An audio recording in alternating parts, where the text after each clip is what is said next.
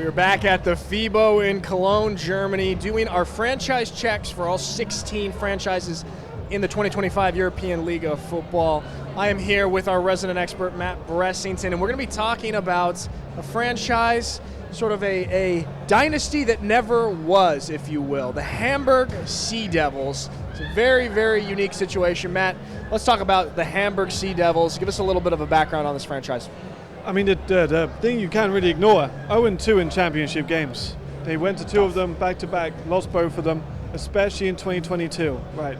They've had some amazing alumni. When you look at the history of the team, Glenn Tonga, Justin Rogers, I love Justin Rogers, a defensive back.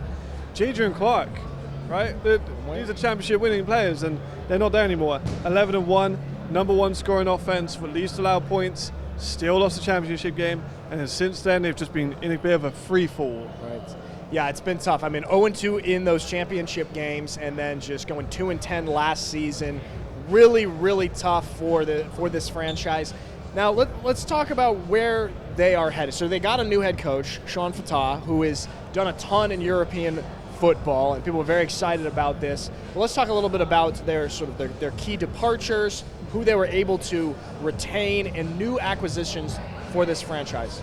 Let's start with the departures. I think a slightly worrying part is the lack, or maybe the departure of a couple of young players. Okay. Right? And I think two of those, definitely Marcel Alvarez Plata, outside linebacker, kind of that smaller prototype that can play across the line and come into nickel. I actually think he would be best off transitioning into a nickel full time, but he's now left them. And then also Simon Homadi, another running back that I think has a high ceiling. He is now left. He's gone to Munich.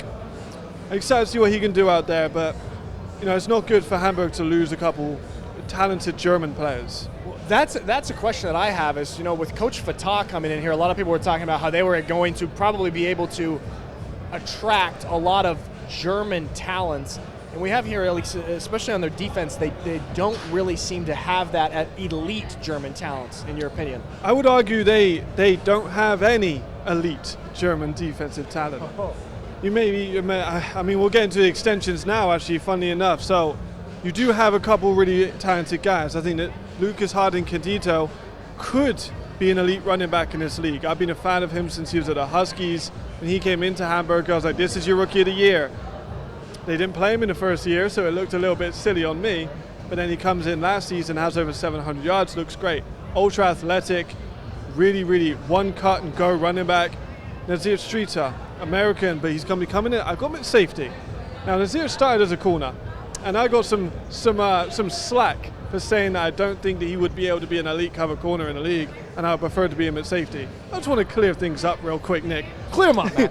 I think that he is a very good coverage player.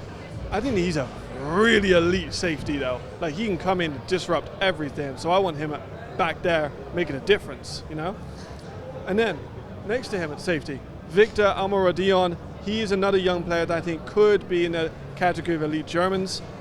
Very lengthy, athletic safety. Didn't play the full season last year, but I really like what he's got. Quarterback. This is a position that they've kind of rotated through. Yeah. What are your thoughts on their quarterback position for this year? I mean, they've never had, and it's going to come with an asterisk. You got to let me explain. I'll give you time to explain. Okay. They've never had an elite quarterback. Jadrian was not elite when he was in Hamburg. He was not playing well. Sure. His stats were not very good. Sure. And then they bounced around. They had a German, we're calling it, with a Salou Cisse at quarterback for a while, and he actually passed less attempts than Glenn had rushing attempts. So they were very clearly a run team. Few quarterbacks that didn't work. They bring in a complete fresh face, someone we've never seen before, Michael Leon. Kind of bounced around college. He ended up at Florida, didn't play a ton in college, has never played in Europe. So that's the thing. Do you believe in ring rust and that kind of sense? Matt, I'm hypercritical of brand new quarterbacks to the ELF. I mean, who knows? Maybe he'll be a Ben Holmes and come in first year be a killer. But I do feel a lot more comfortable with these franchises who get a quarterback with at least a little bit of European experience. Kind of a question mark for me, at least. Absolutely. I mean, he's not played in years. Yeah. And then he hasn't played in Europe at all. And he's coming into Hamburg. Very intimidating place to play in front of some very, very great fans. And also, I mean, this is a franchise, even though the last couple of seasons have been disappointing, I feel like their expectations are high now that they've got Coach Fatah there, and they're thinking, okay, this is our rebuild, this is our turnaround year, and we're going to see if it actually is.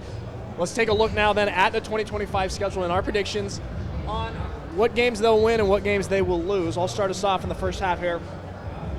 The Madrid Bravos, man, you know I'm a fan of Coach Andrew Weidinger, and I don't think that the Hamburg Sea Devils are going to be able to pull off this opening win. That's going to be a loss. Ooh. Matt, I know you did a lot of work with the Prague Lions, and I'm sorry to say, though, that I think the Hamburg Sea Devils will beat them in this second week game. This is the only team, damn near the only team they were able to beat last year. I'm devastated. Only by 10 points. Stuttgart Surge, come on now. That's going to be a loss. It's you, yep. That's going to be a loss. I do have them beating the Berlin Thunder. I don't know if I'm being especially harsh on the Berlin Thunder or just trying to give the Sea Devils a little bit of grace here, but I've got them beating the Berlin Thunder. They're going to drop to the Rhine Fire, and then they're gonna sweep the Prague Lions as they did last year. Matt, I know you're probably upset by that. I'm very upset by that. Take the back half of the season for me. Yeah, I'm very upset. So I'm going to take the back half. I'm very offended, but look at that. That's sketchy. You know, you got a loss win. I think the second half of the season stabilizes, but not in a good way. Okay. I think it's going to be a loss to Madrid. But look at that schedule, Nick. Oh, my goodness. That is a gauntlet, man. Then it's going to be another loss. And then it's going to be another loss. Okay. And I need another loss. And then I need another loss. There we go. And then they get a win. Oh, then we get a win. They're coming to the end. It all kind of, you know, they're bouncing around, and then they go on that big losing streak, and they're able to clear up at the end. 4-8. 4-8 right here would not be the turnaround rebuild season that they are hoping for. What do you think that Hamburg has to do, or what are their kind of keys to success to sort of prove us wrong here and not have a 4-8 season and maybe, you know, actually be a contender this year? What would make them actually be a contender? They need a lot of things to go right, Nick, I'll tell you that. But first and foremost, they need to out-scheme people. They've got some very talented people within that coaching staff, people who have won a lot of games. They've also got some really talented imports, like Lo Dion, like Kyle Kitchens, like Nazir Strater, all these amazing players. They need to get those guys free. If you don't have elite Germans, you got to put bodies in a way to get Kyle open. That's going to be the main priority there on defense. And then you need to be hyper-aggressive. You don't have amazing coverage linebackers. So they're going to be able to cook you over the middle, send pressure. That's what I think they're going to do. They're going to be sending 5-6 man blitzes, I think, very often. And I think Kyle's going to have a big part in maybe deterring a triple team or two away from him. See Nazir coming up to A-gap. He's going to be blowing up a lot of people in this season. Random prediction. Do you think Kyle Kitchens wins Defensive Player of the Year again in this new city and new team? Oh, man. Or is it time? Oh, no, I love Kyle. I do love Kyle. You know, I know Kyle's going to see Kyle's this. around here somewhere, so you better say this before he back. finds you. No, I do not think Kyle wins Defensive Player of the Year. But that's because he's going to be so disruptive. They're going to require triple teams on him. And I think that someone else might shine. Someone else might take the Defensive Player of the Year. But I do still think he'll get about 15 sacks. There we go. Matt Bressington, bold prediction. Kyle Kitchens no longer the Defensive Player of the Year, and Hamburg goes 4-8. There you have it. There's our franchise check for the Hamburg Sea Devils.